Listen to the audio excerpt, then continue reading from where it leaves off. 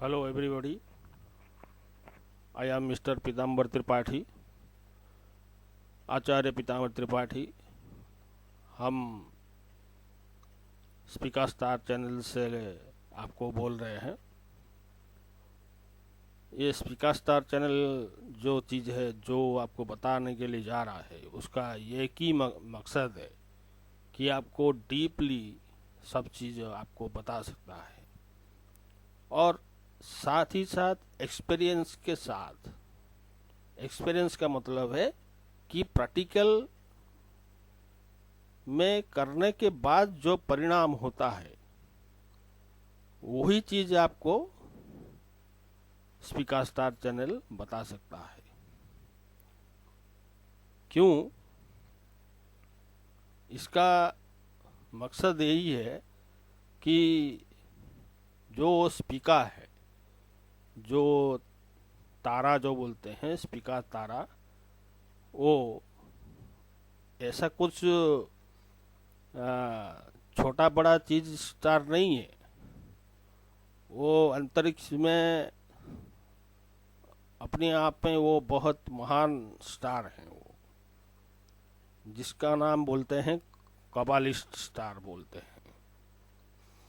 और ये आपको बताने के लिए हम कोशिश कर रहे हैं कि स्पीकर स्टार चैनल से आपको सब ज्ञात हो सकता है, और वो भी अच्छी तरफ से। क्योंकि जैसे कि हमारा क्वालिफिकेशन देखे तो हम तो इंजीनियरिंग किए हैं, और इंजीनियरिंग मतलब है कि आईटीआई और डिप्लोमा इलेक्ट्रॉनिक से किए हैं, और मोबाइल टेक्नोलॉजी में हम भी इंजीनियरिंग किए हैं। और एस्ट्रोलॉजी में घुसने का कारण यही है कि हमारा घर जो है, हमारा परिवार जो है, वो सब हमारा जैसे राजा महाराजा जब थे तभी से हमको जजमान मिला है। कुछ गांव ऐसे जजमान मिला है।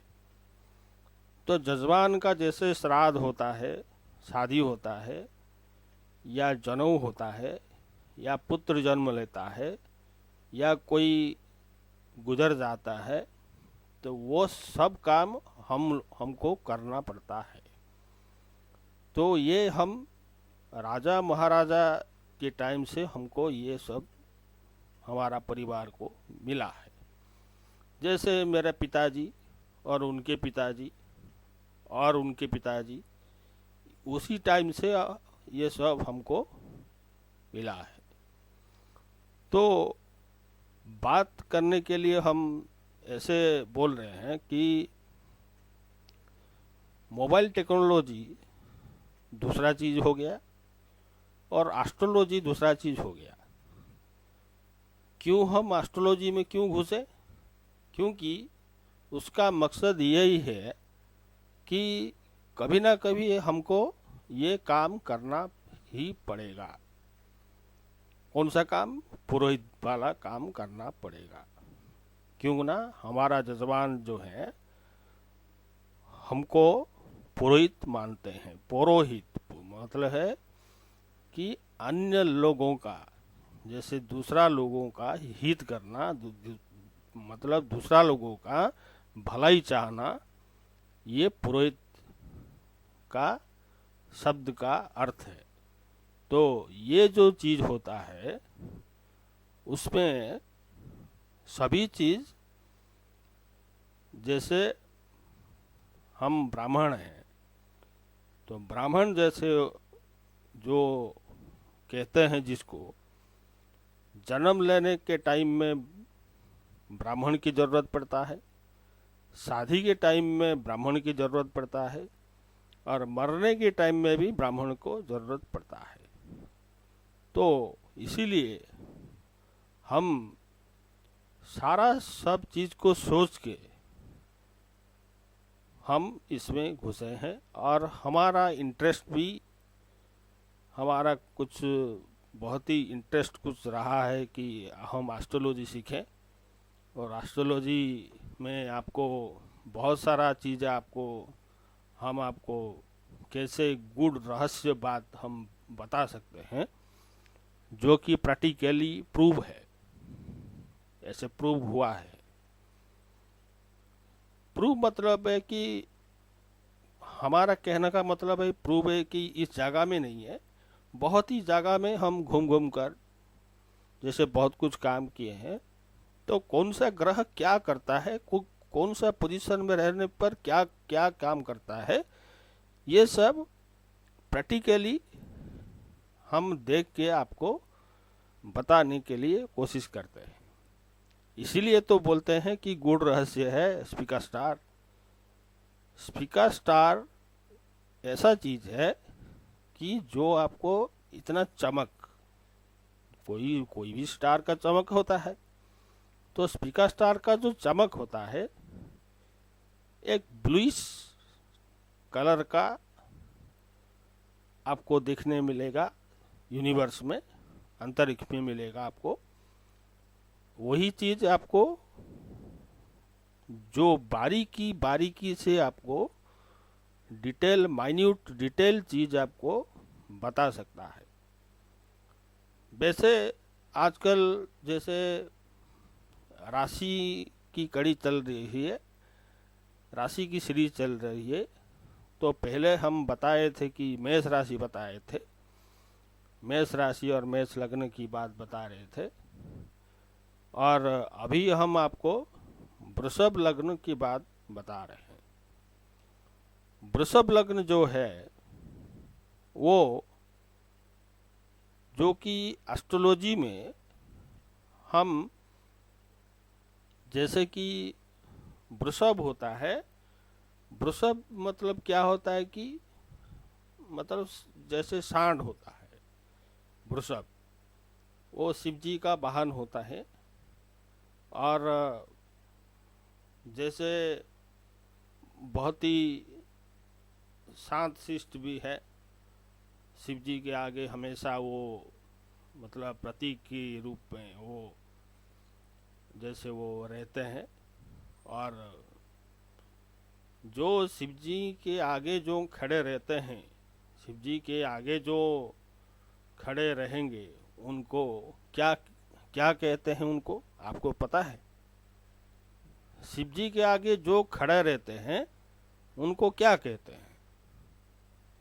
कोई भी आदमी हो सकता है। तो शिव जी के आगे जो आदमी खड़े होते हैं उनको भैरव कहते हैं, भैरव जी बोलते हैं उनको। तो भैरव जी तो कोई भी आदमी यदि शिव जी के पास चले जाएगा तो भैरव तो बन ही जाएगा, भैरव तो आक्रमण तो करेगा ही करेगा। तो इसीलिए शिव जी के आगे वृषभ जी को बिठाए गए हैं कि भैरव जी आपको कुछ कर ना पाए। और जितना लोग शिव जी के पास जाते हैं, उनके चरणों में माथा टेकते हैं, तो उन्हीं को आशीर्वाद मिलता है। और वृषभ जी की कान में जो भी कुछ आप बोलते हैं वो भी सच भी होता है। क्यों कि वृषभ जी बहुत ही शांत शिष्ट, वो और बहुत ही बलवान है। वो जैसे नंदी भृंगी हो गए, ऐसे ही वृषभ जी हैं। तो गुस्से में आ गए, यदि वृषभ जी यदि गुस्से में आ गए तो उनके आगे शेर भी टिक नहीं पाएगा, ये तो सच है। तो इसीलिए उनको भी भैरव की सिंबल देने में इनकार करना नहीं चाहिए। तो जैसे हम आपको ये बता रहे हैं जजवान के ऊपर, जैसे कर्मकांड में ऐसे भी बोला गया है, शिव जी खुद भैरव है, वो खुद ही भैरव है। वो जो आदमी जाएगा वो क्या भैरव बनेगा? भैरव मतलब होता है जो आदमी शिव जी के आगे खड़े रहते हैं उनको भैरव कहते हैं। तो जैसे भैरव जैसे किसी को आक्रमण ना करे, जो भैरव मतलब होते हैं कि जो आपको आज्ञा देते हैं अंदर जाने के लिए, वो भैरव जी का आज्ञा लेके आपको घुसना चाहिए शिव जी के मंदिर के अंदर।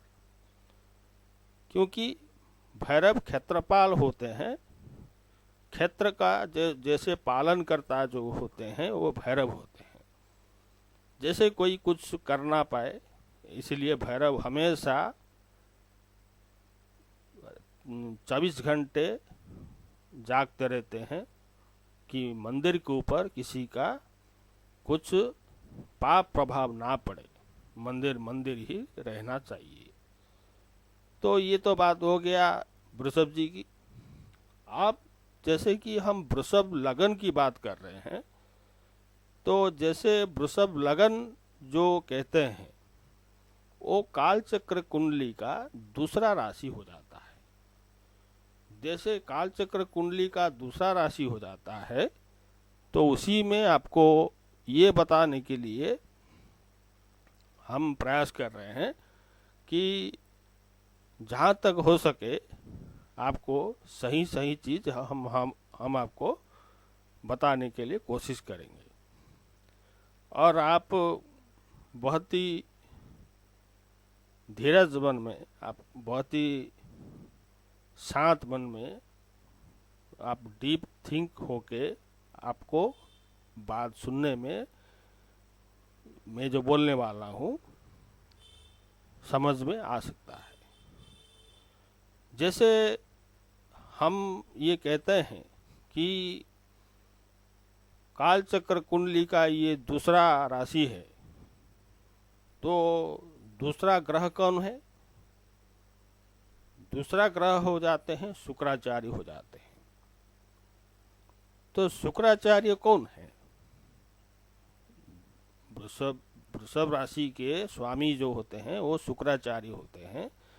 तो शुक्राचार्य कौन होते हैं? तो शुक्राचार्य जो मंत्री होते हैं, शुक्राचार्य को मंत्री कहते हैं, और दैत्य गुरु भी मतलब कहते हैं शुक्राचार्य जी को, और वो भी गुरु ही समान है।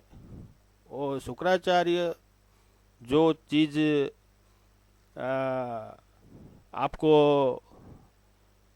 दिलाने वाले हैं, कोई भी ग्रह आपको इतना दिला नहीं पाएगा। तो शुक्राचार्य आपको क्या दिलाएंगे?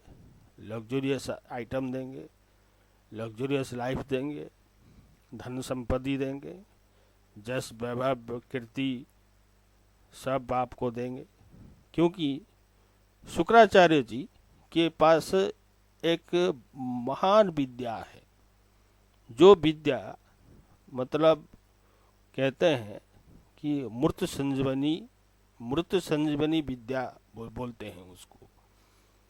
जो उसी टाइम में, जिस टाइम में जैसे शिव जी जैसे उनको जैसे दैत्य गुरु हो जाते हैं, शिव जी क्रोध में आकर उनको पूरा ग्रास कर लिए, उनको खा लिए, शुक्राचार्य जी को खा लिए। तो शुक्राचार्य वो पेट के अंदर में रहकर वो ज्ञान सीखे हैं।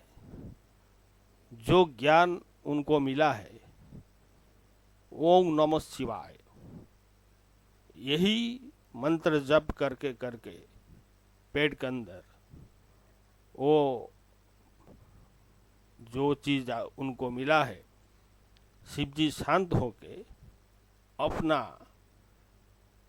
लिंग से उनको निकाल दिए। और फिर शुक्राचार्य जी ने मृत संजीवनी विद्या सीखने के लिए बहुत ही प्रयास करके वो सीख गए। शिव जी को शांत करके, शिव जी के वरदान के स्वरूप में उनको ये मिला है।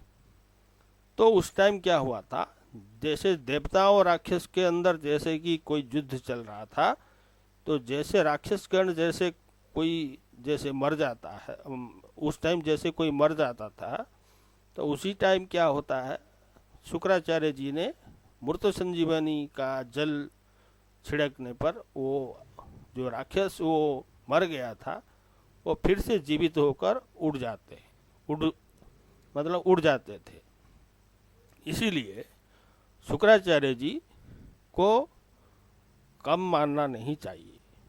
शुक्राचार्य जी के पास ऐसे बहुत महान महान विद्या है, और इसलिए तो वो दैत्य गुरु है, और देव गुरु भी है जो कि बृहस्पति जी हैं।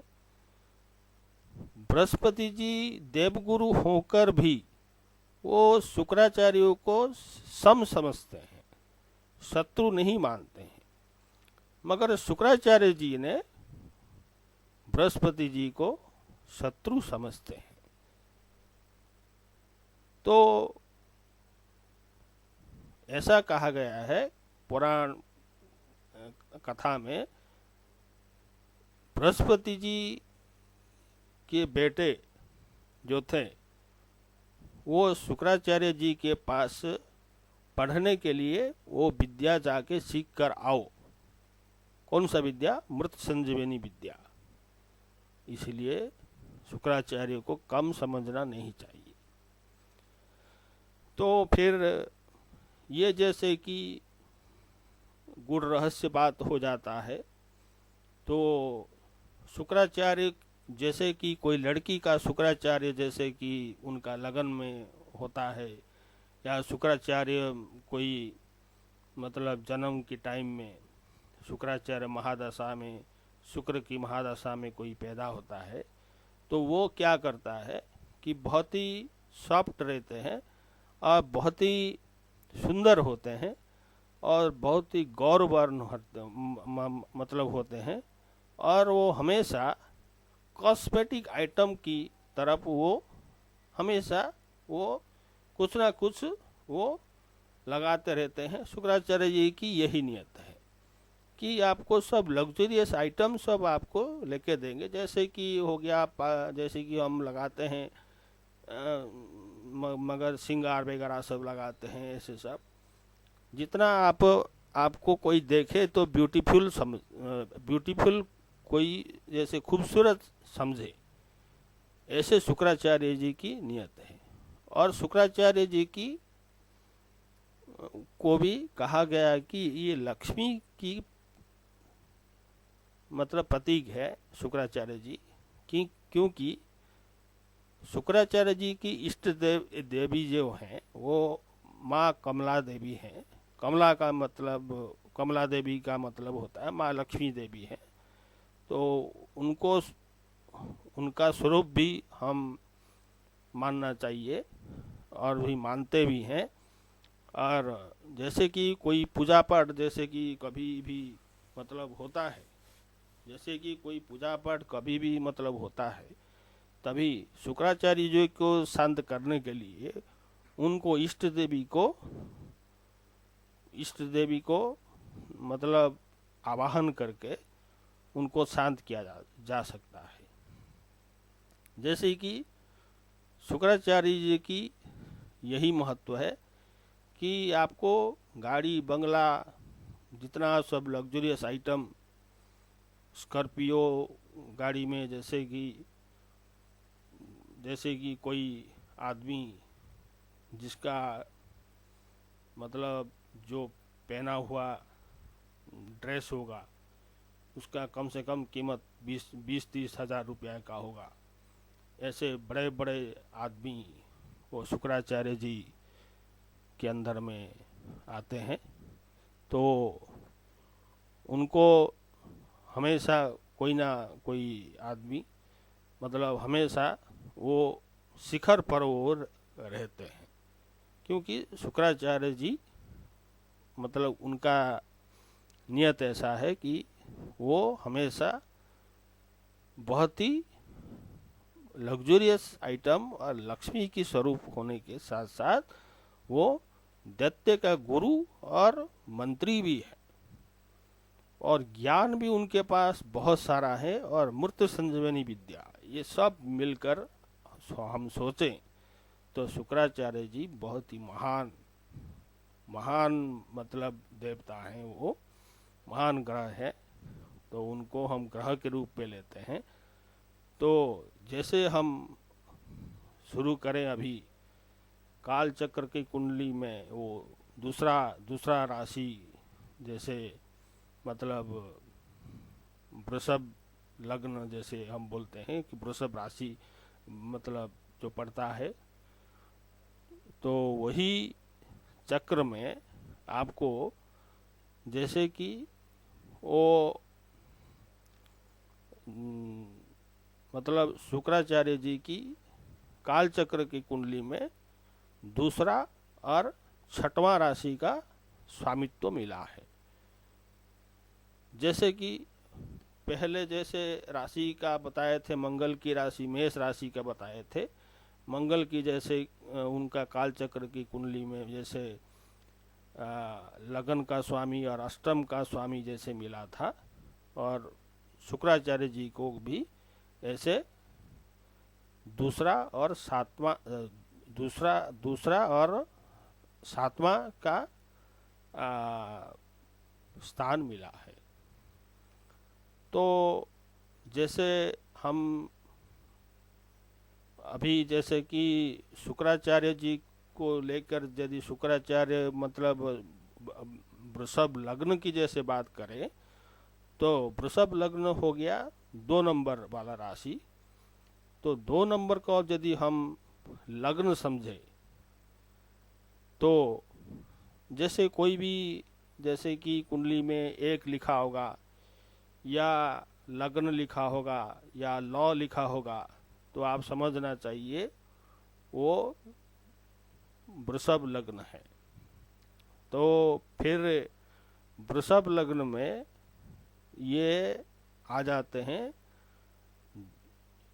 पहले भाव का और छठवें भाव का, क्योंकि वृषभ लग्न से हिसाब यदि वृषभ लग्न से यदि आप काउंटिंग करेंगे तो तुला राशि उनका है, तो तुला राशि वृषभ राशि से छठवां राशि हो जाता है। तो फिर यही बात जो है कि मेष और वृषभ में अंतर इतना है कि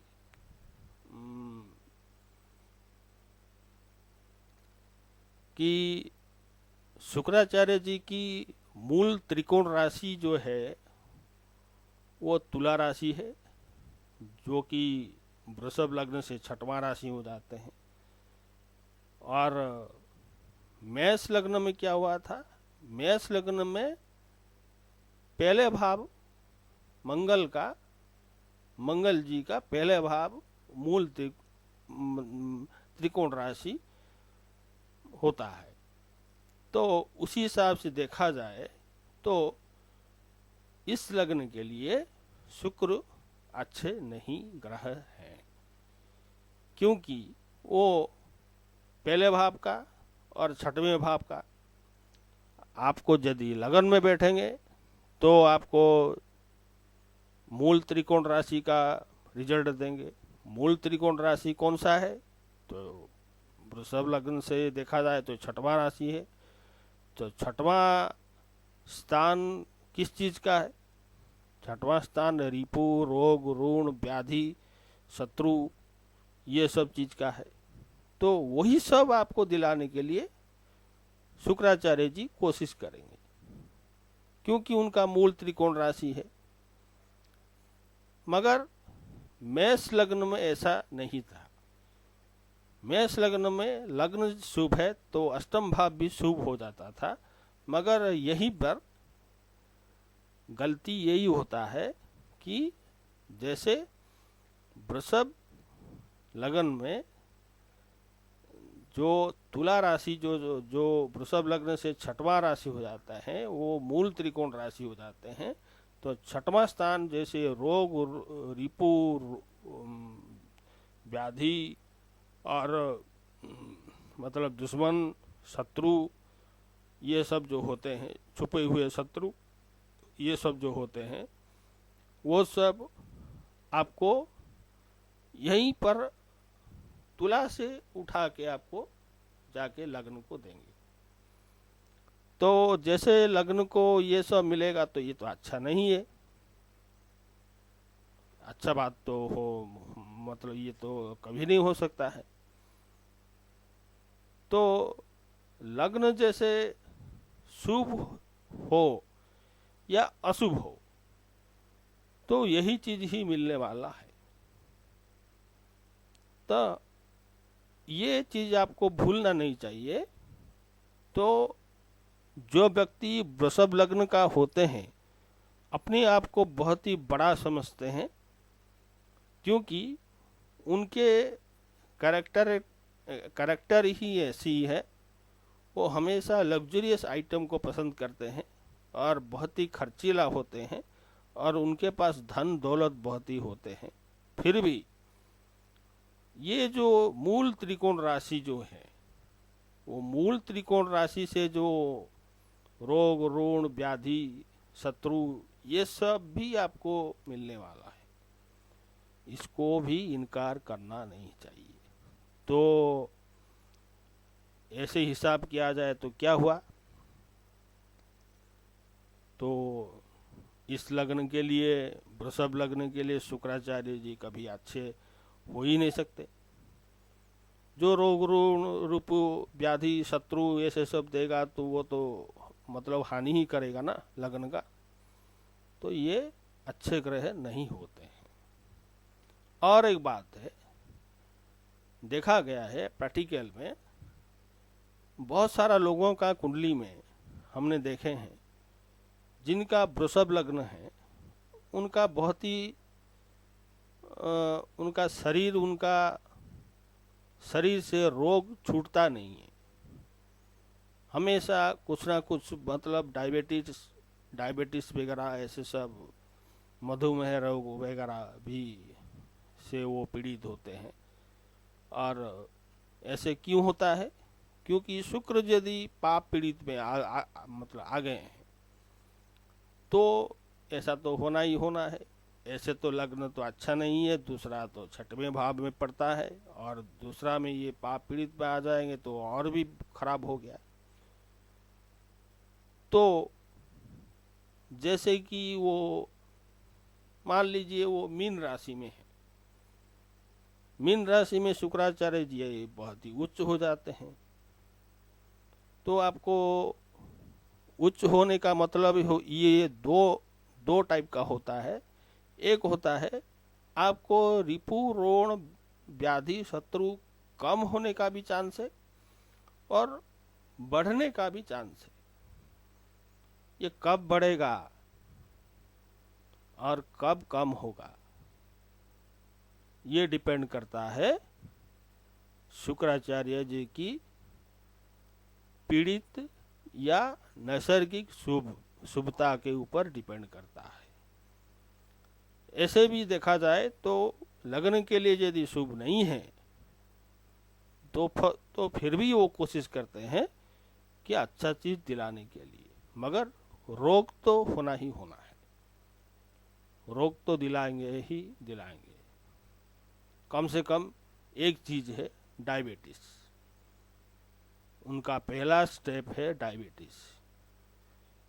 वही जो शुक्राणु जो होता है, शुक्राणु जो कहते हैं वही शुक्र होते हैं, वही मतलब है कि डायबिटीज उनमें घुस जाता है। जैसे कि सारा चीज ग्लूकोज हो जाता है, वही चीज शुक्राचार्य जी जैसे पाप पीड़ित में आ जाते हैं। 12 मतलब नवग्रह में सबसे नैसर्गिक शुभ ग्रह 2 ही हैं, एक है बृहस्पति जी है और एक शुक्राचार्य जी है। और शुक्राचार्य जी नैसर्गिक शुभ ग्रह होकर भी इस लग्न के लिए अच्छे नहीं माने जाते हैं। तो यही आपको हम बोलने वाले हैं कि शुक्राचार्य जी यदि मीन राशि में भी हो जाते हैं तब पर भी आपको छोड़ने वाले नहीं हैं। ये आपको किसी ना किसी तरफ आपको, क्योंकि उनका मूल त्रिकोण राशि छठ में ही पड़ता है, वृषभ लग्न से देखा जाए तो छठ में ही पड़ता है, तो छठवां का ही फल आपको ज्यादा मिलने वाला है। तो यही चीज हम आपको शुक्राचार्य जी के ऊपर बोलने वाले थे। और देखा जाए तो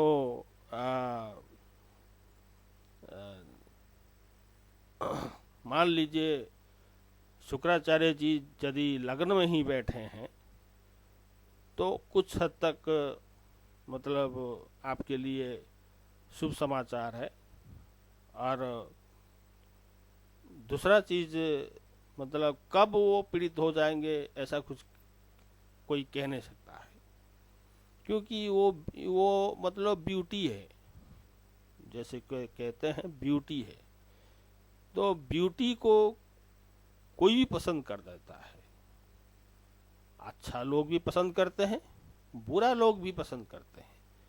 जैसे बुरा आदमी के साथ यदि पड़ गया तो फिर सत्यानाश हो गया,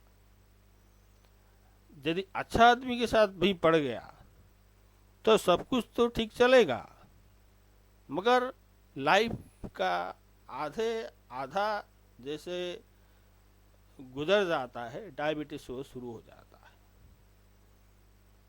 तो वही रोग आपको छोड़ेगा नहीं। रोग ऋण व्याधि ऐसे सब तो देने वाले हैं ये ग्रह। और जो मेरा कहना है, स्पीकर स्टार चैनल की तरफ से ये आपको एक संदेश भी देने वाला हूँ कि जो छठवां स्थान होता है वो बहुत ही बड़ा स्थान होता है। क्यों? क्योंकि ना छठवां स्थान जो होता है वो दशम का नवम होता है और नवम का दशम होता है। मतलब आप क्या कार्य कर रहे हैं उस हिसाब से आपको धर्म मिलेगा। मतलब दशम से नवम का मतलब होता है, दशम का मतलब है आपको क्या कर्म करते हैं, और दशम से नवम का मतलब होता है धर्म। तो दशम से नवम जैसे हो जाता है छठवां भाव, तो ये जो हो जाता है कि आपको जो चीज जो कार्य करेंगे, आप यदि अच्छा कार्य करेंगे तो ये छठवां भाव अच्छा चीज दिलाएगा। यदि बुरा काम करेंगे छठवां चीज आपको कहीं पर छोड़ने वाला नहीं है। ये आपको थोड़ा देख कर चलना पड़ेगा। और नौवां से दसवां है, नवम से दसम है ये छठवां स्थान। तो आप क्या धर्म कर रहे हैं उसी हिसाब से आपको कर्म में मिलेगा, तो ये भी भूलना नहीं चाहिए। तो जैसे किसी से आपको कोई भिखारी या कोई ऐसे कोई आदमी आपको जैसे कि हाथ बढ़ाकर आपको कुछ मांगने के लिए कोशिश करता है, तो आप यदि बिना देखे हुए जो भी अपना पॉकेट से जो भी पैसा निकलता है, और वो यदि आंख बंद करके आप दे देते हैं बिना हिसाब करके, तो आपको आपके लिए वृषभ लग्न के लिए अच्छी बात है ये। आप यदि काउंटिंग करेंगे, ये 10 रुपया दे दिया, 20 रुपया दे दिया, 50 रुपया दे दिया, 100 रुपया दे दिया, ऐसा कहने पर आपको अच्छा चीज मिलने वाला नहीं है। क्यों ना, ये धर्म की बात है, ये सीक्रेट की बात है, किसी को पता होना नहीं चाहिए। क्योंकि नौवां भाव सीक्रेसी मांग रहा है, नौवां भाव सीक्रेसी मांग रहा है। सीक्रेसी में जो आप धर्म करते हैं यही आपका कर्म दिलाएगा। कौन सा? छठवां भाव। तो जो जो तुला राशि है। तो यही आपको संदेश आपको दिला रहे हैं। तो ऐसे चीज करके आप यदि संभल पाएंगे तो आपके लिए बहुत बेहतर होने वाला है। बेहतर, ऐसा बेहतर आप सोच भी नहीं सकते, ऐसा बेहतर। और एक संदेश भी मैं आपको बोल रहा हूँ। मैं तो पहले से मतलब उड़िया में मतलब वृषभ लग्न के ऊपर हम बोल चुके हैं, और हमारा कुछ हिंदी मतलब जो राष्ट्रीय भाषा है हमारा हिंदी, कुछ हमारा फ्रेंड सर्किल और कुछ हमारा जो कलीग्स है जो कि सीनियर सिटीजन है, वो बोल रहे हैं कि आप सर आप थोड़ा हिंदी में बताइए, हमारे समझ में नहीं आता है, उड़िया समझ में नहीं आता है, तो इसीलिए हम आपको हिंदी में ये सब बता रहे हैं। तो फिर ये ख़त्म हुआ। तो फिर अभी आ जाइए कि जैसे मतलब अभी आ जाइए किसका ऊपर, जैसे अभी आ जाइए बुध के ऊपर। बुध जैसे मतलब ऐसा ग्रह है, वो बुध जो है वो दूसरे भाव का, मतलब वृषभ लग्न से देखा जाए तो दूसरे भाव का, और कौन सा, पांचवा भाव का मालिक हो जाते हैं। तो वो जो बुध है वो मतलब पंडित है। बुध भी मतलब शुक्राचार्य जी और बुध के अंदर बहुत मित्रता भी है, वो भी मित्र समझते हैं, ये भी मित्र समझते हैं, दोनों आपस में बहुत ही मित्रता है। तो आपको ये चीज आपको भूलना नहीं चाहिए। तो जो दूसरा वाला स्थान होता है वो कुटुंब का होता है, अपना ससुराल का होता है, और आपका धन का होता है, और आपका वाणी का होता है। वाणी जो वॉइस, बोलने वाला, कंठ का जो मतलब होता है वही वाणी होता है। मान लीजिए यदि बुध यदि जाके लगन में बैठ गए तो फिर क्या होगा, तो अपने से जाके 12वें में जाके बैठ गए। तो 12वें में बैठने में क्या होगा, वाणी में हकला, मतलब ऐसे जैसे हकला हकला कर बोलना, ऐसा मतलब भी हो भी जाता है। क्योंकि अपने से 12वें में बुध यदि बैठ जाते हैं, वाणी का स्वामी यदि अपने से 12वें में बैठ जाते हैं, तभी ऐसी हालत उनका कहीं 90% लोगों का ऐसे सब देखने के लिए मिला है। तो ये जो हम जो बोल रहे हैं कि जो बुध जी हैं वो मतलब शुक्राचार्य जी की मित्रता है, वो मित्र भी है, अच्छे मित्र भी है, और वो भी जो भी चीज देंगे वो शुक्राचार्य को बहुत ही वो मतलब विद्या दे देते हैं। पढ़ाई में बहुत ही अच्छा भी मतलब कोई भी लड़का मतलब कर जाता है, और जो मतलब दूसरा चीज न्यूट्रल भाव हो जाता है। तो ये इसीलिए वो 5वें को पकड़ेगा।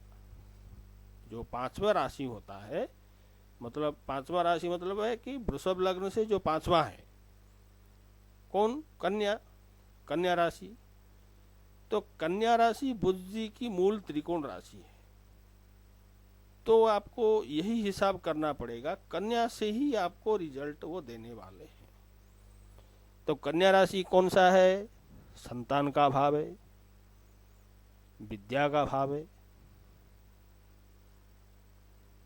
और एक बात आपको बताने वाला हूं कि जैसे मूल त्रिकोण राशि में जो जो भी ग्रह भी जहाँ भी होते हैं उनका सब गिनती मूल त्रिकोण राशि से ही होता है। यदि बुध यदि यहाँ पे पाप पीड़ित में आ जाते हैं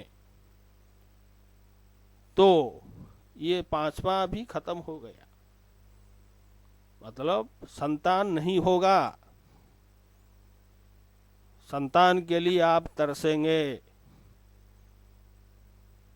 क्यों ना वृषभ लग्न से ये पांचवें हैं, कन्या राशि है, कन्या राशि उनका मूल त्रिकोण राशि है। तो बुध जी जो है वो नपुंसक ग्रह है, मतलब जिसके साथ भी मिल जाते हैं उसके साथ वही व्यवहार वो कर लेते हैं। तो ये जो चीज है कि उनको कुछ कहा नहीं जा सकता। इतना तो है कि बुद्धिमता बनाएंगे, मगर ऐसा चीज है कि यदि मूल त्रिकोण राशि यदि पाप पीड़ित में आ गया तो मूल त्रिकोण राशि पंचम स्थान है, पंचम स्थान तो संतान का होता है, संतान का होने का भी मुश्किल बहुत ही हो जाता है। तो बुध आपको यहीं पर, तो ये तो पाप पीड़ित में हो गया तो फिर ऐसे हो जाता है। यदि मान लीजिए ये यदि केंद्र के साथ जोग बना देते, यदि वो केंद्र के साथ जोग बना देते हैं तो ये तो एक त्रिकोण का स्वामी है और दूसरा भाव मतलब न्यूट्रल का भाव है। जैसे त्रिकोणाधिपति यदि केंद्र के साथ मिल जाते हैं तो राजयोग बना भी देते हैं। तो ये भी भूलना नहीं चाहिए। यहाँ से शुक्र का मित्रता भी है और बुध जी का भी मित्रता भी शुक्र जी पर ऊपर भी है। और केंद्राधि जैसे मतलब त्रिकोणाधिपति जो पांचवा स्थान उनका मूल त्रिकोण राशि है, वो यदि मान लीजिए बुध कहीं पर भी बैठे हो, वो यदि कोई केंद्र के साथ यदि केंद्र के स्वामी के साथ यदि उनका मिलन हो जाता है तो राजयोग बना देते हैं। ये भी भूलना नहीं चाहिए। और एक बात हम बता रहे हैं कि जैसे कि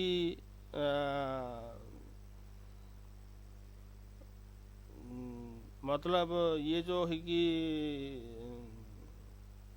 बुध यदि सातवें में यदि बैठे हैं, बुध यदि वृषभ लग्न से यदि सातवें में यदि बैठे हैं तो आपको मतलब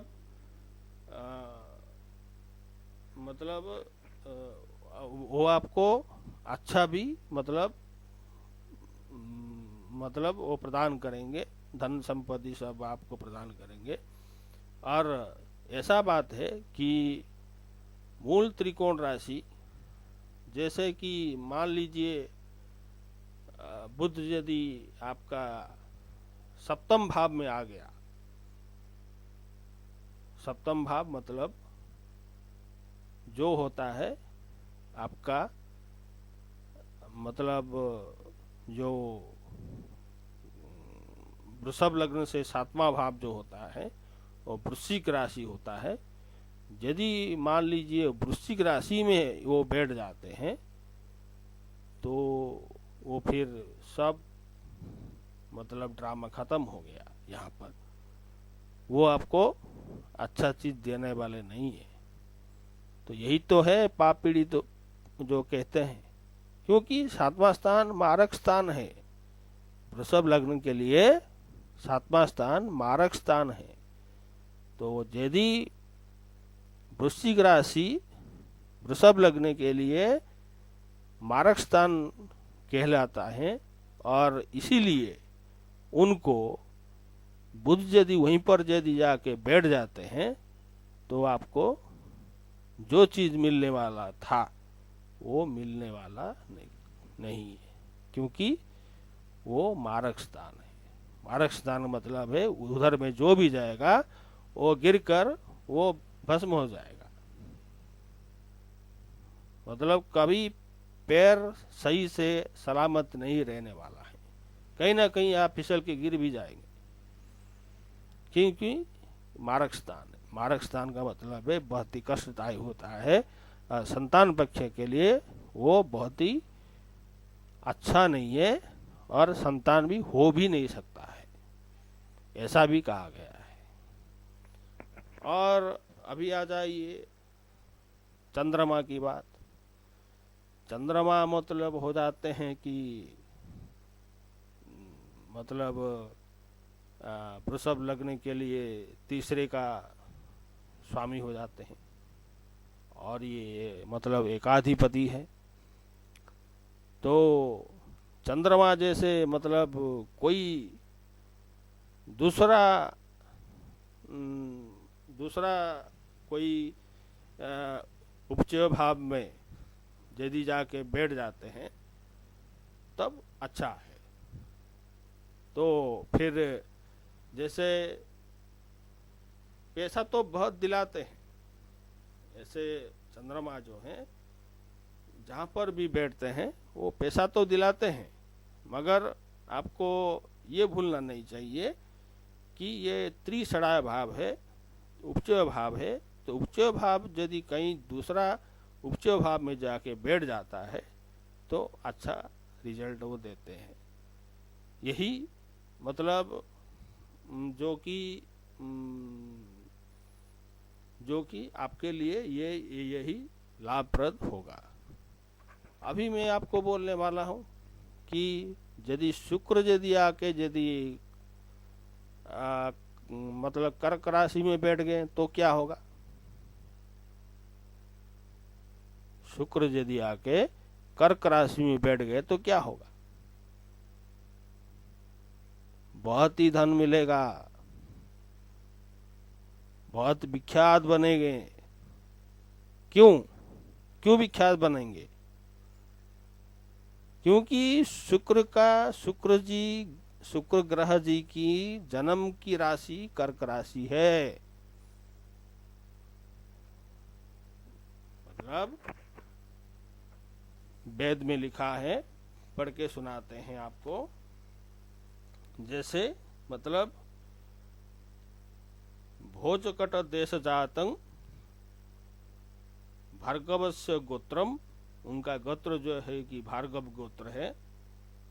भार्गव च्यवन प्लवन जमदग्नि प्रबरम मन्मथ संवत्सर भाद्रव कृष्ण द्वादश्या, मतलब भाद्रव मास महीने का जो कृष्ण पक्ष द्वादश तिथि है उनका जन्म हुआ है। और भृगु बार में, मतलब शुक्र की बार में ही वो जन्म लिए हैं। और पुष्य नक्षत्र में वो जन्म लिए हैं। पुष्य नक्षत्र जो शनि का नक्षत्र होते हैं उनमें वो जन्म लिए हैं। कर्कोटो रासो जातं, कर्कोटो रासो जातं मतलब होता है कर्कट राशि में, कर्क राशि में वो पैदा हुए थे और ब्राह्मण जाति के हैं, शुक्ल वर्ण के हैं। और उनका दिशा होता है पूर्व दिशा होता है। तो यही जो शुक्र जो है, जैसे कि वेद में मतलब ऐसे कहा गया है कि शुक्र जी यदि मतलब कर्क राशि में बैठ जाते हैं तो वो बहुत ही बड़े चीज का मालिक बनते हैं, क्योंकि ये चर राशि है। जो कर्क राशि है ये चर राशि है और शुक्र जी का पैदाइशी राशि है ही ये। तो इसीलिए शुक्र यहाँ बलवान हो जाते हैं। बाकी रहा चंद्र की बात, चंद्र कहाँ उच्च होते हैं? चंद्र जाके वृषभ में जाके उच्च होते हैं। तो यही तो बात होता है आमने सामने वाला बात। तो यदि आप तुला को यदि आप पकड़ेंगे तो तुला से यदि उठाएंगे तो यही सब होने वाला नहीं है। फिर भी आपको कर्क राशि में जिसका जन्म हुआ है, जो ग्रह का कर्क राशि में जन्म हुआ है, वो कुछ ना कुछ तो करेगा, विख्यात तो बनेगा। इतना तक तो हो नहीं सकता है, मगर जैसे कुछ पाप पीड़ित में आ जाते हैं, जैसे कुछ गलत स्थान, तो ये तो मतलब तीसरा स्थान होता है। तो जैसे शुक्र तो लग्न के लिए ठीक नहीं है, ये यदि तीसरे में आके बैठ जाते हैं तो उनका जन्म का राशि है वो, तो इसीलिए उनका जो जन्म हुआ था वो पुष्या नक्षत्र में जन्म हुआ था। वो पुष्या नक्षत्र भी ये कर्क राशि में ही पड़ता है, तो इसीलिए वो उसमें जाके यदि बैठ जाते हैं कर्क राशि में, पुष्या नक्षत्र में, तो ये व्यक्ति को महान बनाते हैं। तो अभी जैसे कि मतलब चंद्रमा की बात यदि करें तो चंद्रमा जैसे धन दिलाने के लिए शुक्र जी को तत्पर रहते हैं। और शुक्र वो क्या करता है कि शुक्र जी जो है वो चंद्रमा को मित्र नहीं मानते हैं, वो शत्रु मानते हैं। हालांकि चंद्रमा के कोई शत्रु नहीं है, फिर भी शुक्र जी चंद्रमा को शत्रु मानते हैं। तो इसीलिए तो बोल रहे हैं शत्रु के घर में बैठकर भी वो उनका जन्म हुआ था। तो जन्म जैसे जो राशि में जिस ग्रह का होता है, जिस नक्षत्र में होता है, तो वो नक्षत्र का पति जो होते हैं वो शनि देव होते हैं, पुष्या नक्षत्र के। तो शनि देव का नक्षत्र में जैसे शुक्राचार्य बैठ जाते हैं, वो सारा चीज वो कैंसिल हो जाता है, क्योंकि शनि शुक्र के लिए योग कारक ग्रह है। हम आपको आगे बताएंगे कैसे योग कारक हो जाते हैं। और बाकी रहा आपको चंद्रमा का यही तो हाल तो हो गया। अब चलिए सूर्य के ऊपर देखिए। जैसे सूर्य यहाँ पे केंद्राधिपति है, जैसे केंद्राधिपति है तो ये शुक्र जो है वो सूर्य को मित्र नहीं मानते हैं, तो इसीलिए उनका हालत भी कुछ ऐसा अच्छा भी नहीं है। वो यदि मतलब कहीं यदि मतलब सूर्य यदि कहीं यदि मतलब त्रिक स्थान में जाके बैठ जाते हैं तो अच्छा कहना चाहिए वो शुक्राचार्य जी के लिए। तो मतलब जैसे होता है ना कि केंद्राधिपति जैसे शुक्राचार्य हो जाते हैं, केंद्राधिपति जैसे सूर्य हो जाते हैं, वो यदि जाके कहीं पाप पीड़ित में आ जाते हैं तो थोड़ा बहुत कुछ हद तक आराम मिलता है। तो यही चीज क्या कि जो सूर्य है वो मतलब बहुत ही हट मतलब ग्रहों का राजा है वो, तो वही मतलब जैसे कि वही उसी को भी मतलब शुक्राचार्य भी वो शत्रु मानते हैं। तो इसीलिए यदि वो एक बात चीज है कि सूर्य यदि कहीं त्रिकोण के साथ यदि संबंध हो गया, सूर्य का यहाँ पे यदि त्रिकोण के साथ यदि संबंध हो जाता है तो राजयोग बना देगा। और जैसे कि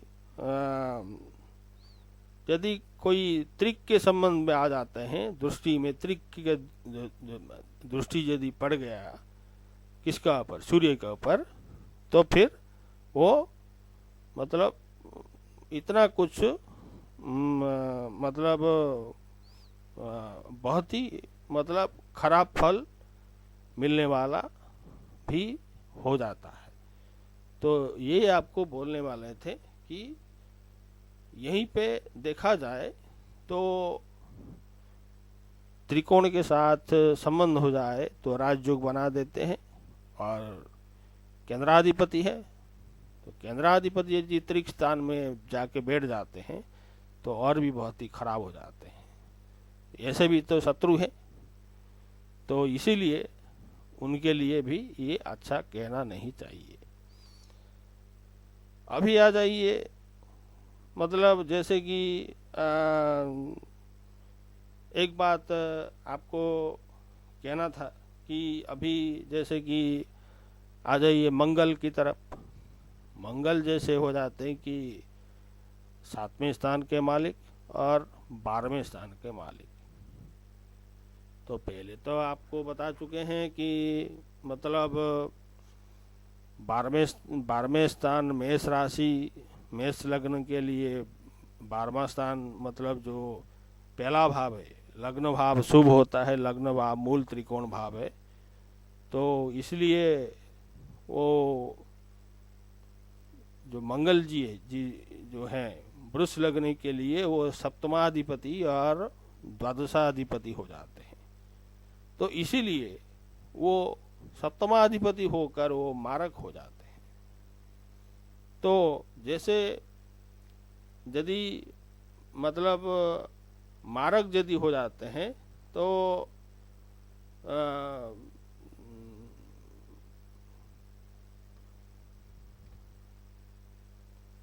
तो जैसे मारक हो जाते हैं तो वो यहाँ पे भी देखा जाए तो फिर आपको ये भी कहना नहीं चाहिए कि उनका 12वां राशि उनका मूल त्रिकोण राशि है। यदि वो जाके 12वें में ही यदि जाके बैठ जाते हैं कौन, मंगल, तो फुल डिस्टर्बेंस क्रिएट ये करने वाले हैं। ये मारक स्थान का स्वामी है और 12वें स्थान का मालिक है। यदि मान लीजिए ये यदि मारक स्थान में ही बैठ गए तो फिर कैसे होगा? ये तो सप्तमाधिपति है, अपना पार्टनरशिप है, अपना लाइफ पार्टनरशिप है, अपना मतलब वाइफ होते हैं, तो उनका शादी कैसे होगा फिर? तो मारक तो हो जाते हैं। तो फिर उनको उनका प्लेसमेंट के हिसाब से आपको कैलकुलेशन करना पड़ेगा कि शुक्र जो वृषभ लग्न है उनका शादी थोड़ा अच्छे तरफ से नहीं जाता है, क्योंकि 7वां स्थान मंगल का है। और देखा जाए तो यही कोई मतलब कई आदमी बोलते हैं शुक्र जी मंगल जी जैसे मिल जाते हैं तो दोस्त बन जाते हैं, और जैसे शुक्राचार्य जैसे सुंदर ब्यूटी और मंगल जैसे सेनापति जैसे तलवार बंदूक ऐसे सब हो औजार लेकर खड़े रहते हैं, उधर में यदि कोई सुंदर स्त्री यदि मिल जाए तो वो वोलाटाइल हो जाता है। वोलाटाइल मतलब है वो उनका जो वीरता है, उनका जो सेनापतित्व जो जो चीज है, प्रॉपर्टी जो है, वो मोम की तरफ पिघल जाता है। तो इसलिए तो कहा जाता है मारक, इसलिए बच के रहना चाहिए। तो इसलिए मंगल के स्थान पर जैसे ये जो चीज आपको बोल रहे हैं कि मंगल यदि 7वें में ही यदि बैठ जाते हैं तो कई हद के लिए अच्छे भी कहा जाते हैं, क्योंकि अपना ही घर है। अपना ही घर में होकर यदि कोई कुछ किसी को बिगाड़ने वाले नहीं है, तो यहाँ पर भी मांगलिक भी दोष भी नहीं लगता है। तो मंगल अपना घर में ही जैसे बैठे हैं, तो फिर भी आपको ये कह रहे हैं कि जैसे कोई पाप पीड़ित में आ गया, गोचर हिसाब से तो भी मतलब हिसाब किया जाएगा ना। गोचर हिसाब से यदि पाप पीड़ित में यदि आ सकते हैं, अपना दशा महादशा जैसे मंगल का चल रहा है, उसी टाइम जैसे कोई पाप पीड़ित में आ जाते हैं, तो उसी टाइम तो बिगड़ने वाला ही है। फुल डिस्टर्बेंस से मतलब क्रिएट कर देगा, और तलाक तक भी बात भी जा सकता है। जितना मधुर है उतना तलवार भी है, जितना ब्यूटी है उतना तलवार भी है। तो इसीलिए सोच समझ कर चलना चाहिए। दूसरी चीज है कि आपको मतलब जैसे शुक्र यदि मान लीजिए एक एक्सेप्शनल बात है कि शुक्र यदि यहाँ पे द्वादश भाव में बैठ जाते हैं, मान लीजिए शुक्र यदि मेष राशि में जाके यदि बैठ जाते हैं, तो फिर क्या होता है, तो जैसे मतलब द्वादश स्थान मतलब है कि मेष राशि नहीं, सॉरी, मतलब मीन राशि, काल चक्र की द्वादश राशि मीन राशि में जैसे जाके बैठ जाते हैं कौन, शुक्राचार्य, तभी उनका माँ बहुत सपोर्ट करती रहती है। और बात है कि यदि उनका मतलब कहीं पर भी वो बैठे हैं, त्रिक संबंध नहीं आना चाहिए, पाप पीड़ित होना नहीं चाहिए। यदि वो त्रिक में बैठते हैं तो माँ इतना सपोर्ट नहीं करने वाली है। यदि त्रिक में नहीं है, त्रिक की दृष्टि नहीं है, तो फिर माँ हमेशा सपोर्ट करती रहती है। यही एक एक्सेप्शनल बात है शुक्राचार्य जी की, मतलब मीन राशि में बैठने पर। और अभी आ जाइए कि मतलब जैसे कि आपको बताया, जैसे मंगल जैसे बताया कि इस लग्न के लिए मंगल अच्छे ग्रह नहीं माने जाते हैं।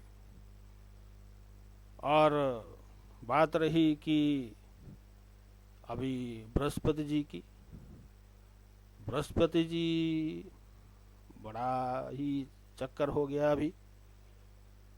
यहाँ पे दत्ते गुरु, यहाँ पे देवताओं की गुरु, दोनों में आपस में कभी मिलने वाले नहीं है, वो कभी नहीं पढ़ते हैं।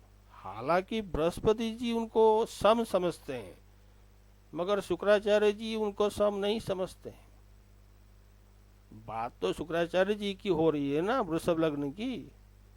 तो वृषभ लग्न से ये 8वें हो जाते हैं।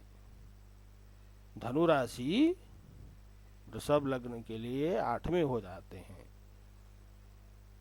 तो जैसे कि वृषभ लग्न के लिए 8वें हो जाते हैं, तो और 8वां राशि और मतलब एकादशाधिपति भी हो जाते हैं बृहस्पति जी, मीन राशि। 8वें का रिजल्ट उनका मूल त्रिकोण राशि मतलब धनु राशि है, तो धनु राशि का ही रिजल्ट वो देगा। मगर 11वां का भी रिजल्ट भी देने वाले भी है, क्योंकि वो जब उच्च होते हैं, बृहस्पति जब उच्च होते हैं, वो अपना मूल त्रिकोण राशि से 8वें स्थान पर जाकर वो उच्च होते हैं, मतलब कर्क राशि में। तो ये विपरीत राजयोग हो गया, बहुत धन दिला देंगे, फेमस कर देंगे। और बात है कि मतलब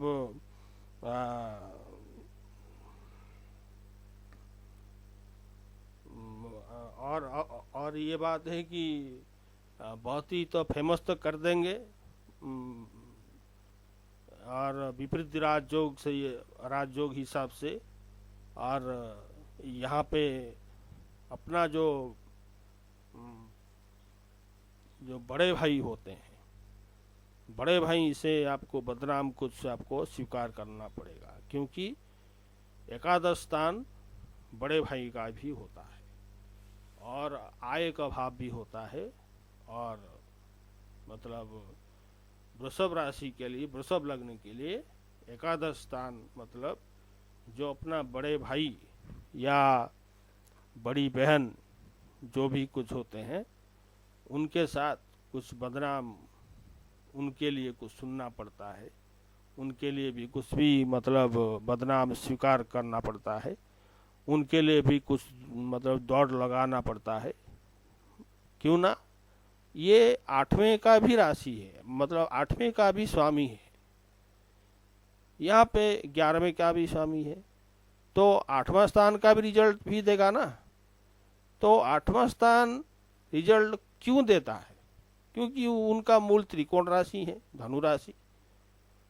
वो जब जाकर उच्च हो जाते हैं कर्क राशि में, कर्क राशि में जैसे उच्च हो जाते हैं, तो वो भी आठवां से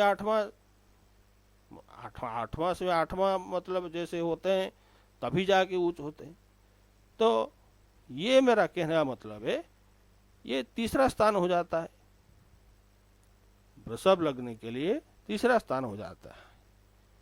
तो अपना जो छोटे भाई बहन जो होते हैं वो तो बहुत ही नाम रोशन करने वाले हैं, मगर जो बड़े होते हैं उनके लिए तो आफत आने वाली है, क्योंकि वो 8वें से 8वां तीसरा होता है।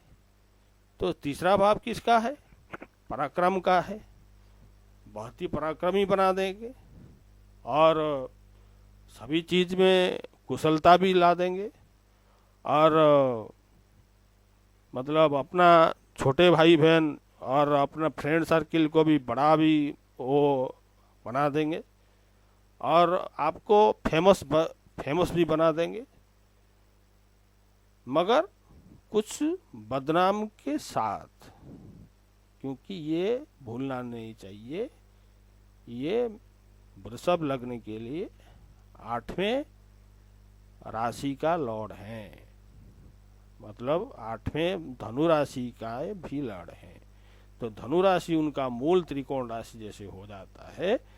तो यदि बृहस्पति यदि मतलब यहाँ पे यदि पाप पीड़ित में आ जाते हैं, तो बड़े भाई से आपको कुछ अच्छा खबर मिलने वाला नहीं है, और बदनाम वो दिला भी दे देते हैं, क्योंकि 11वां स्थान यहाँ पे न्यूट्रल हो जाता है।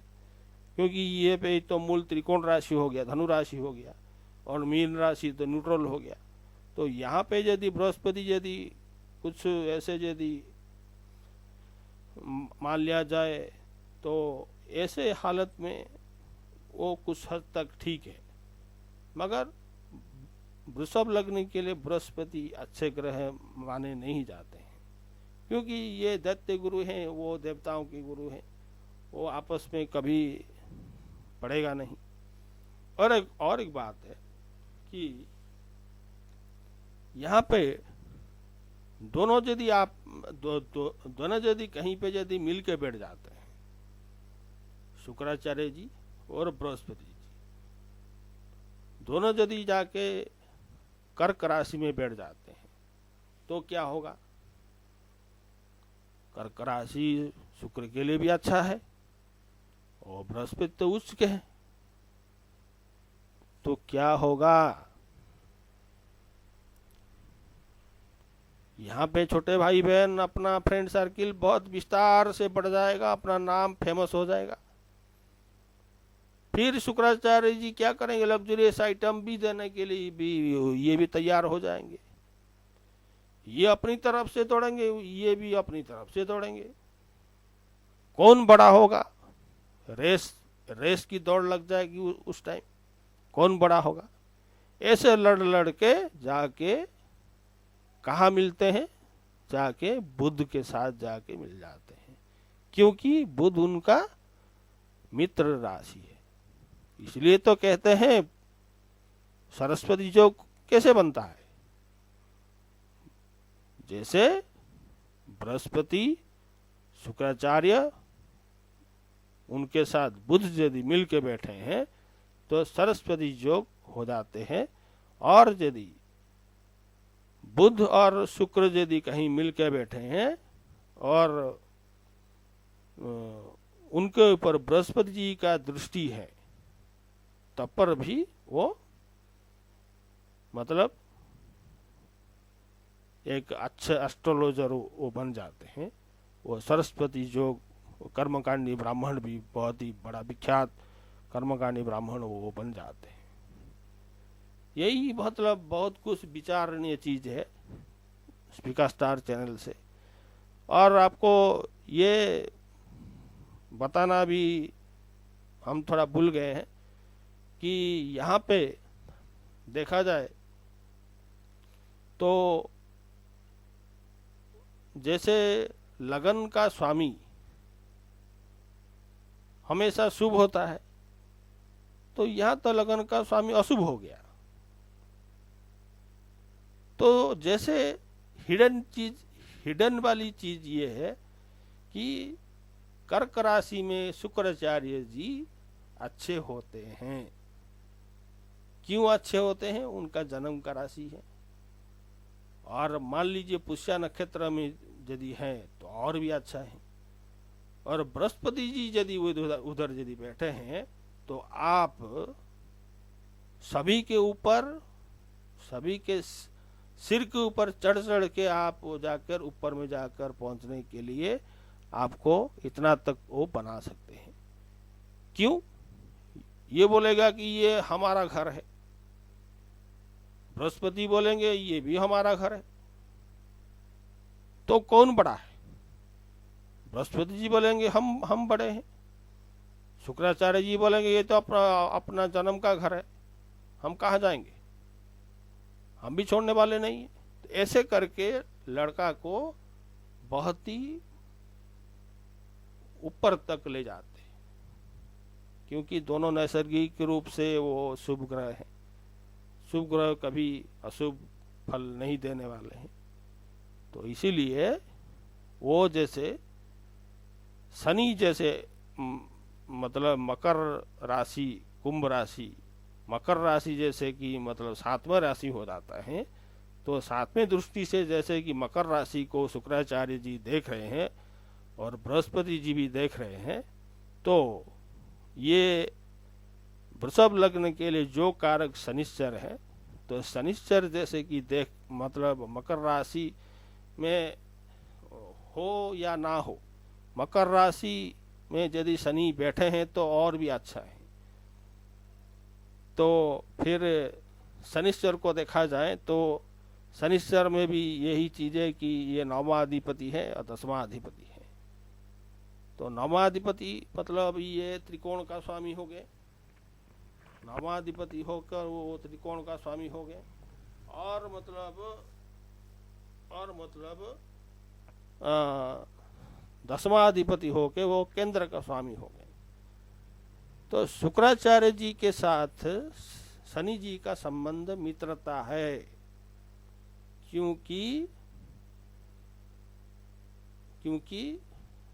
शुक्राचार्य जी की ही राशि में शनिश्चर उच्च हो जाते हैं, तुला राशि में शनिश्चर उच्च हो जाते हैं। मान लीजिए यदि शुक्राचार्य जी और शनिश्चर कहीं यदि मिलकर बैठे हैं तो बहुत ही तक अच्छा योग दिला देंगे। और मान लीजिए त्रिकोण का स्वामी यदि केंद्र के साथ मिल गया तो लक्ष्मी नारायण योग हो गया, तो धन संपत्ति और प्रख्यात बना देंगे आदमी को। और मान लीजिए जैसे कि यहाँ पे भी देखा जाए तो ये केंद्राधिपति है, 10वां अधिपति राज्य का स्थान है, तो ये भी शुक्राचार्य जी की अच्छे दोस्त भी मतलब है, तो इसीलिए वो भी प्रख्यात भी बना देंगे और राज्य भी दिला देंगे। यही सब तो होता है। जो पॉलिटिशियन जो होते हैं, बहुत ही बड़े बड़े लोग जो होते हैं, इसी से तो जोक तो बनता है सब। ये सब जोक बनकर मतलब ऐसे सब हो जाता है कि शनिश्चर यहाँ पे केंद्र और त्रिकोण का स्वामी होकर, शनि मतलब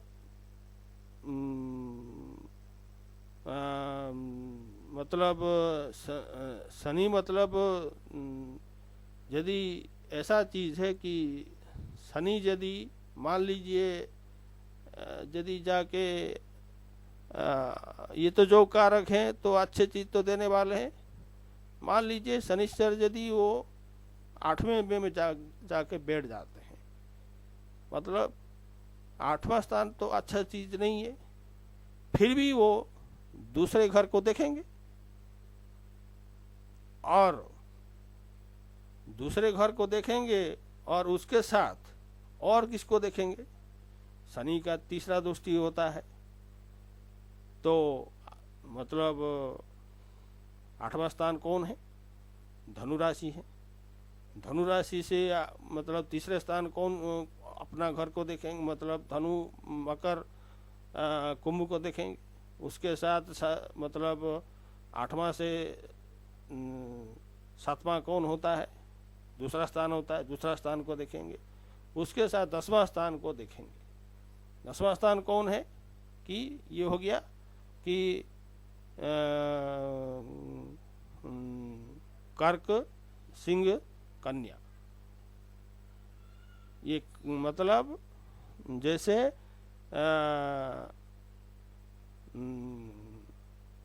कर्क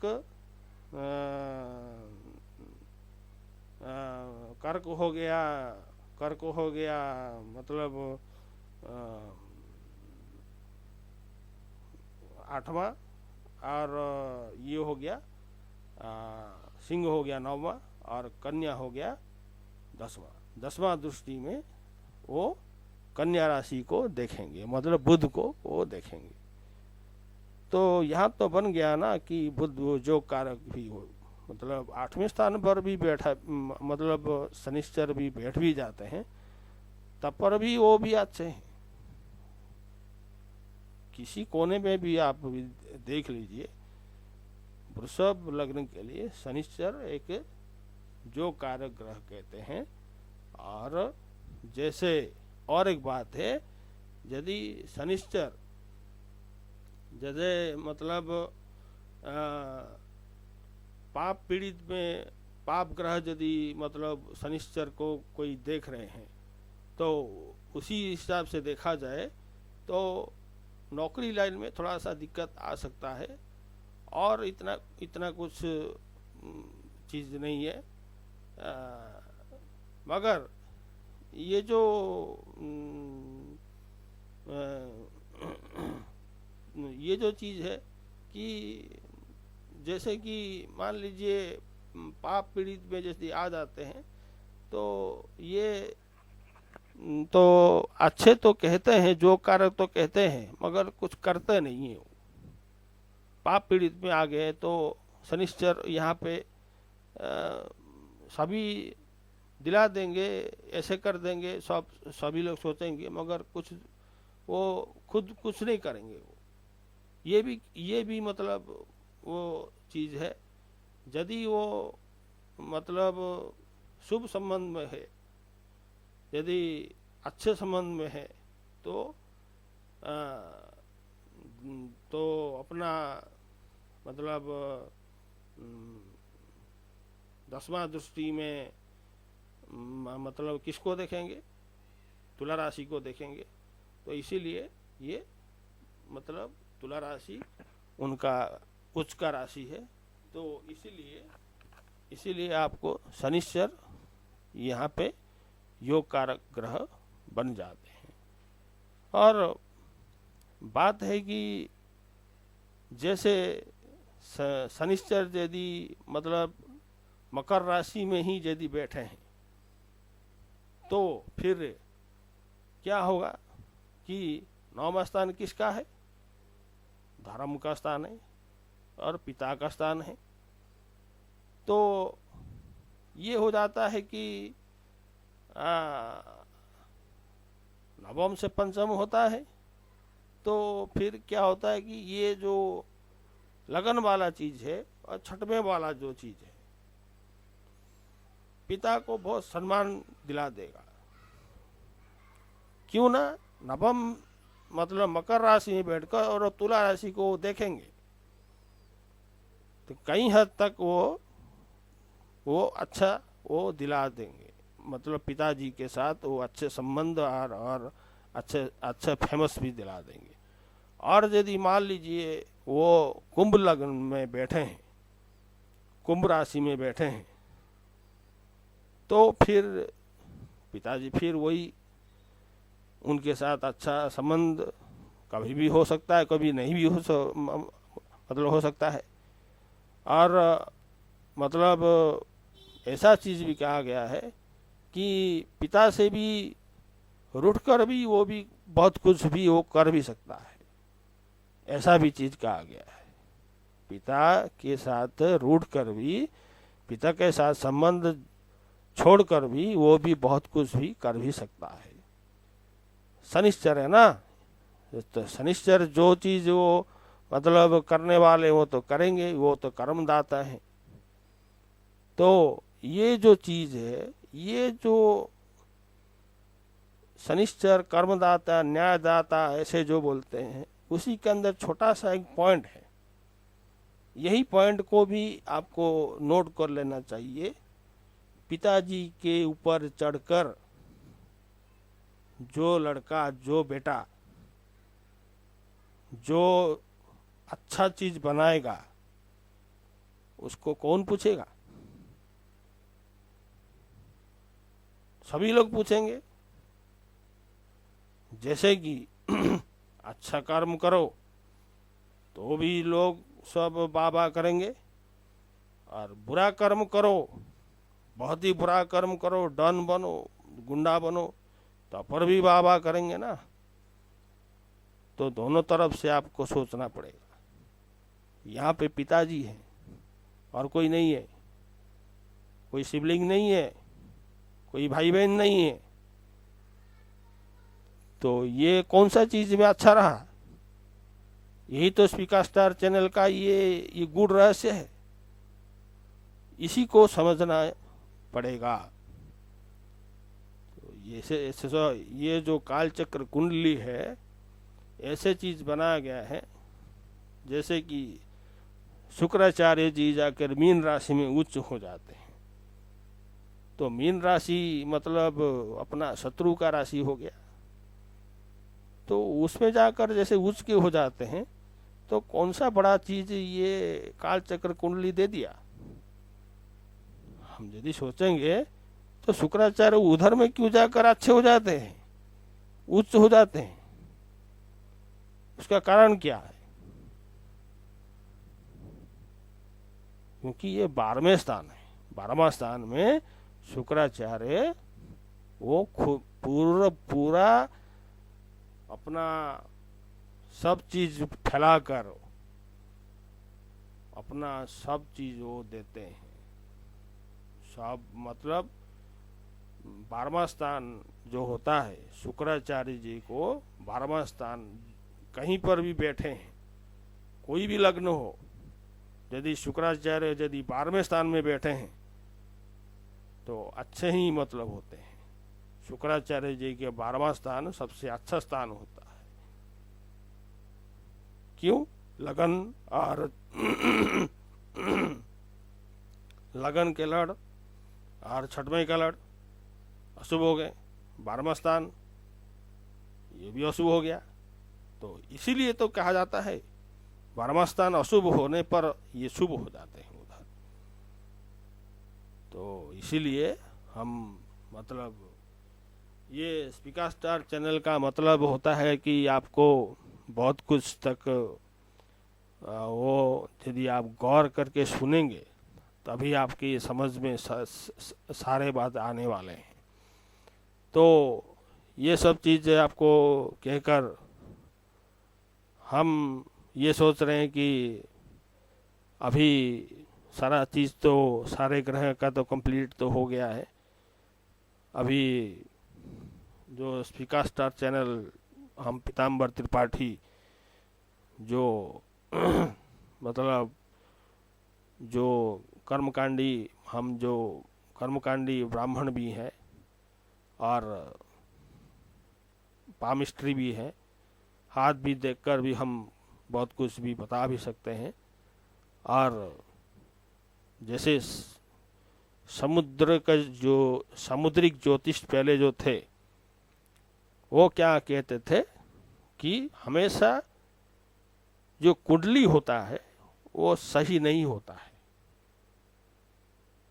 कुंडली और हाथ और नसीब, ये जो नसीब होता है, ये नसीब में जो लिखा होता है, और ये हाथ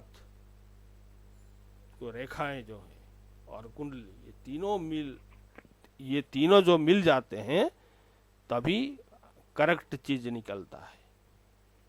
तो इसीलिए हम हाथ भी देखते हैं और अपना कुंडली भी देखते हैं। और नसीब देखना तो ऐसे दोनों में तो पकड़ में आ ही जाता है। तो इसीलिए बोलते हैं, तो इसीलिए ये चीज जो है सभी को देखकर अच्छे पॉइंट ढूंढना, अच्छे पॉइंट को बोलना, सही चीज को पकड़ना, चोर कहाँ छुपा हुआ है उसको ढूंढना और मिल जाना, उसको पकड़ के फिर जेल में डाल देना, फिर अपना सही में रहना या उसको मुक्त कर देना, अपना सही दिशा में दिखा देना। ये जो चीज है कि अच्छा चीज है। तो हम कहने वाले हैं ये है कि जो चीज अच्छा कहते हैं वो चीज को अच्छा कहते हैं, जो चीज को बुरा कहते हैं वो चीज को बुरा कहते हैं। कई लोग बुरे के लिए भी सम्मान मिलते हैं, सम्मान भी उनको मिलता है। कई लोग अच्छे के लिए भी सम्मान मिलता है। तो सम्मान तो दोनों के लिए मिलता है, अच्छे के लिए भी मिलता है, बुरा के लिए भी मिलता है। तो बुरा थोड़े दिन के लिए है और अच्छा हमेशा के लिए होता है। तो इसलिए तो कहा जाता है विद्वान सर्वत्र जयते। विद्वान जो होता है, जो अच्छे आदमी होते हैं, वो सभी जगह में पूजा उनको मिलता है, पूजा करते हैं उनको। और जो खल प्रकृति के लोग होते हैं, जो दुष्ट चरित्र के लोग होते हैं, अपने ही राज्य में उनको राजा का सम्मान मिलता है और कहीं नहीं मिलता है। तो ये कहकर हम अपना जो वक्तव्य है, हाँ, हम जो बोलने वाले हैं, जो जितना सब बोले हैं आप बारीकी से समझिएगा। और हमारा जो जैसे कि हम मतलब वृषभ लग्न को कंप्लीट किया अभी, और जितना सारा चीज़ हम बोले हैं आप उनको थोड़ा बहुत सारा चीज़ हम आपको बोले हैं, तो थोड़ा सभी ग्रहों को देखकर आपको समझना पड़ेगा, तो देखकर चलना पड़ेगा। और ऐसे भी कौन सा कोई आदमी का कोई ग्रह कहाँ पे बैठता है तो हमें तो पता नहीं है। हम जो बोले हैं काल चक्र कुंडली के हिसाब से बोले हैं, काल चक्र कुंडली के हिसाब से बोले हैं। तो इसी हिसाब से आपको भी चलना पड़ेगा और आपका जो ग्रह जहाँ पर भी बैठा है उसी हिसाब से आपको कैलकुलेशन करना पड़ेगा। तो यही कहकर हम अपना वाणी समाप्त करते हैं। तो जय स्पीकर स्टार, जय इंडिया, जय भारत, जय जगन्नाथ। नमस्कार।